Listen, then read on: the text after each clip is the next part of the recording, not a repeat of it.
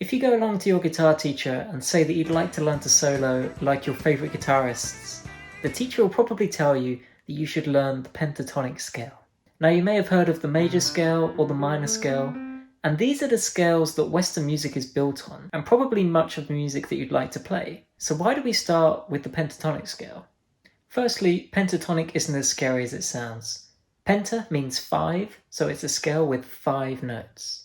Major scales like C major have 7 notes, 8 if you include the octave, and the pentatonic scale is very similar to this major scale, except it doesn't have the 4th and the 7th notes. And this is very important because by taking these 2 notes away, we're left with a series of notes in which none of them are a semitone apart. And the semitone, especially the leading note, is the note with the most gravitational pull towards another note. When you play a B in the key of C major, that B really wants to rise to a C. It's almost like a magnet being locked in place. If you play a B followed by an A, it's like pulling that magnet away, and you really have to keep going with the phrase. If you just stop, it kind of sounds like the music hasn't finished. But the pentatonic scale removes these semitones, so there's no strong pull towards any other notes. You can essentially play them in any order at any time, and it will kind of sound alright. The notes won't sound like they want to go anywhere.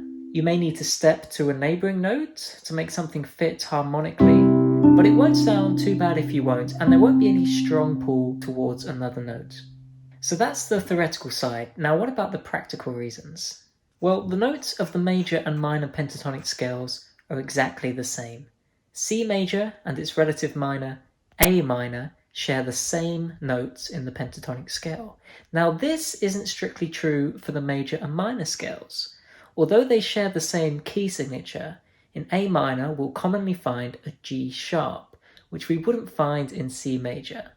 And this is because G sharp is the leading note, or a semitone before A.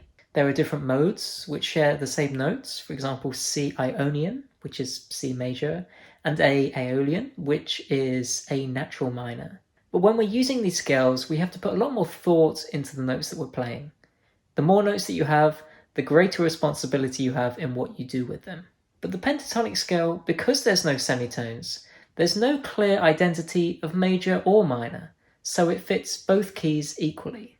Then there's the shape of the scale, which is the visual layout which guitarists use to learn the scale. The pentatonic scale has a very clear and easy to learn layout. And this layout, combined with less responsibility of the notes that you're playing, makes it a good starting scale for guitarists. I do just want to point out that this is a very simplified and Western-centric way of looking at these scales. Pentatonic scales can be found all around the world in different cultures and different styles, and they don't all follow the same rules that I've set out in this video. But I do think the information in this video will be useful to students, especially beginners. Thanks very much for watching. Don't forget to subscribe and hit the bell, and I'll see you in the next video.